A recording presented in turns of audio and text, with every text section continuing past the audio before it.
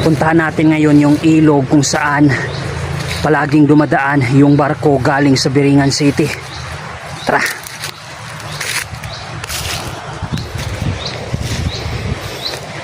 Sana may matsimpuan tayo, no? Araw na Martes ngayon. Ito yung mga araw na dumadaan sila, Martes at Biyernes. Siguro special din nila mga araw na to. So tingnan natin kung matsimpuan ba natin. Hindi ko alam kung saan yung daanan dito. Ano kaya to?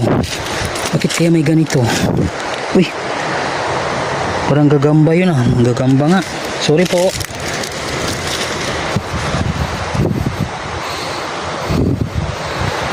So may daanan dito. Dito tayo daan, no? Wow.